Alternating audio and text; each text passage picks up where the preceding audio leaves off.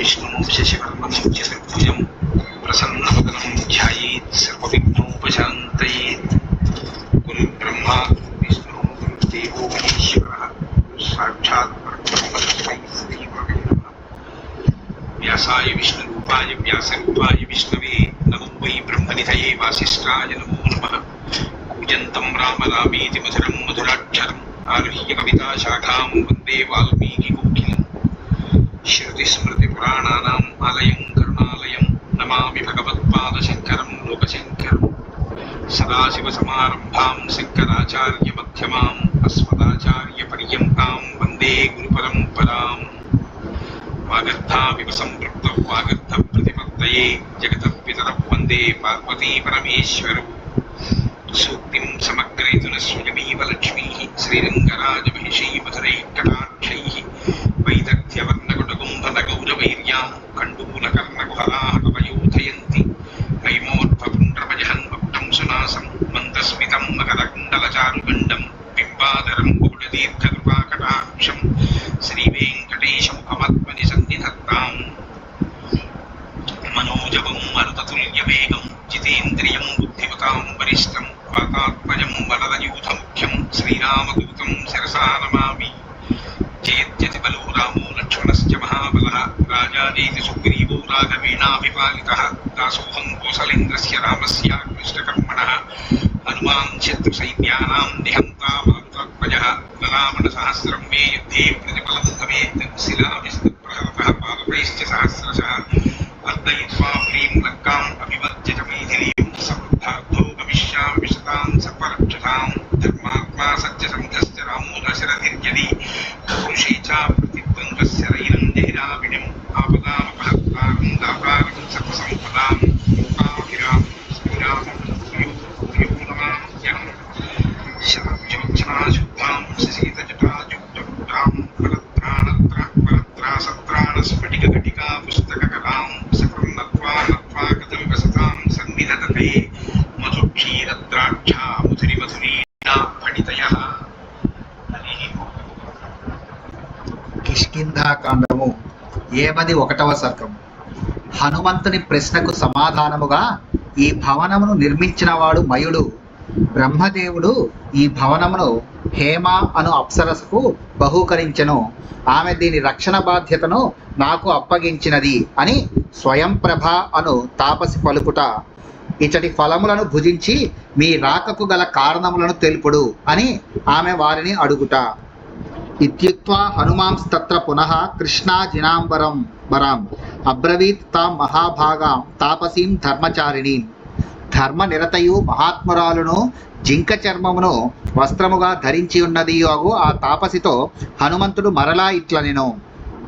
ఇదం ప్రవిష్టాః సహసా బిలం తిమిర సంవృతం క్షుత్పిపాసా పరిశ్రాంతాః పరిఖిన్నాశ్చ సర్వసః మహద్దరణ్యా వివరం ప్రవిష్టాః స్మ పిపాసితాః ఇమాంస్త్వేవం విధాన్ భావాన్ వివిధాన్ అద్భుతోపమాన్. అమ్మా, మేము ఆకలి దప్పులతో అలసి అన్ని విధములుగా నలిగి ఇంటిమి కనుక సాహసమునర్చి ఈ చీకటి గుహయందు అడుగిడితిమి. భూతలమునందలి ఈ బిలము మిక్కిలి విశాలముగా ఉండుట చూచి దాహ నివృత్తికై ఇందు ప్రవేశించితిమి. కానీ అద్భుతమైన ఇచ్చటి వివిధ పదార్థములను చూచి మిగుల దిగ్భ్రాంతి చెందితిమి. ఇవి రాక్షస మాయా కల్పితములేమో అని సందేహించితిమి. అయినచో మన ఆకలి దప్పులు తీరుట ఎట్లు అని తలంచి బాధపడితిమి. మా వివేకము దెబ్బతినినది. దృష్ట్వా వయం ప్రవ్యధితాః సంభ్రాంత నష్టచేతసః కస్త్యైతే కాంచనా వృక్షాః తరుణాదిత్య సన్నిభాః శుచీన్యాభ్యవహార్యాని మూలాని చ ఫలాని చ కాంచనాని విమానాని రాజతాని గృహాని చ తపనీయక్షాని మణిజాలావృతాని చ పుష్పితాః ఫలవంతశ్చ పుణ్యాః సురభిగంధినః ఇమే జాంబూనదమయాః పాదపాః కస్య తేజసాః కాంచనాని చ పద్మాని జాతాని విమలే జలే కథం మత్స్యాశ్చ సవర్ణాః చరంతి సహ కచ్చపైః ఆత్మానం అనుభావం చ కస్య చైతత్ తపోబలం అజానతాం న సర్వేషాం సర్వం ఆఖ్యాతుమర్హసి. తల్లి ఇచ్చట ఉదయభానుని కాంతులతో విలసిల్లుచున్న సువర్ణమయ వృక్షములు, పరిశుభ్రమైన భోజన పదార్థములు, ఫలమూలములు, బంగారు భవనములు, వెండి గృహములు, మనుల తెరలతో ఉప్పుచున్న బంగారు కిటికీలు కనబడుచున్నవి. ఇంతకును ఇవి ఎవరివి? బంగారు వన్నెలతో ఒప్పెడి ఇక్కడి వృక్షములు స్వచ్ఛములై పూలతో పండ్లతో నిండి సువాసనలను వెదజల్లుచున్నవి. ఇది ఎవరి ప్రభావము? ఇటువంటి సరస్సులలోని జలములు నిర్మలములై బంగారు కమలములతో శోభిల్లుచున్నవి. బంగారు కాంతులీను మత్స్యములు తాబేళ్లతో కలిసి విహరించుచున్నవి. దీనికంతకును కారణము నీ మహిమయ, లేక మరి ఒకరి తపోబల ప్రభావమా? ఈ విషయములు ఎవ్యును మాకు తెలియవు కనుక దయతో స్పష్టపరచుము. ఏవ ముక్తా హనుమతా తాపసి ధర్మచారిణి ప్రత్యువాచ హనుమంతం సర్వభూత హితేరత. మారుతి ఇట్లు మాట్లాడిన పిమ్మట ధర్మ నిరతురాలను ఎల్లప్పుడూ సమస్త ప్రాణుల మేలునే కోరునది అయిన ఆ తాపసి ఆయనకు ప్రత్యుత్తరం ఇచ్చెను. మయో నామ మహాతేజ మాయావి దానవర్షభ తేనేదం నిర్మితం సర్వం మాయయా కాంచనం వనం పురా దానవ ముఖ్యానాం విశ్వకర్మ బభూవః ఏనేదం కాంచనం దివ్యం నిర్మితం భవనోత్తమం. పూర్వము మయుడు అను ఒక దానవ శ్రేష్ఠుడు కలడు. అతడు మిగుల మాయావి, మిక్కిలి శక్తివంతుడు. అతడే తన మాయచే ఈ కాంచనవనమును అంతయును నిర్మించును. అతడు దానవ ప్రముఖులకు విశ్వకర్మగా అనగా శిల్పిగా ఉండేవాడు. దివ్యమైన ఈ బంగారు భవనమునకు నిర్మాత అతడే. సతువర్ష సహస్రాని తపస్తప్వా మహావనే పితా మహాద్వరం లేభే సర్వం ఔసనసం ధనం.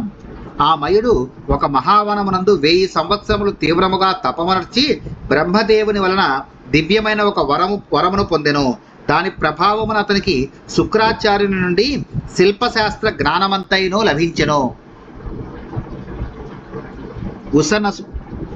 ఉసనసుడు అనగా ఉసన కుమారుడు శుక్రాచార్యుడు.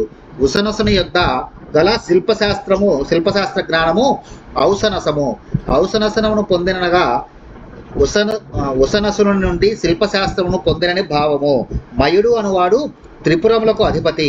శంకరుని వలన ఆ త్రిపురములు నశించిన పిమ్మట అతడు ఆత్మరక్షణ కొరకు ఈ బిలమును నిర్మించుకొని ఇందు తలదాచుకొనెను అని మత్స్యపురాణమునందు ప్రస్తావింపబడినది. గోవిందరాజీయం నుండి.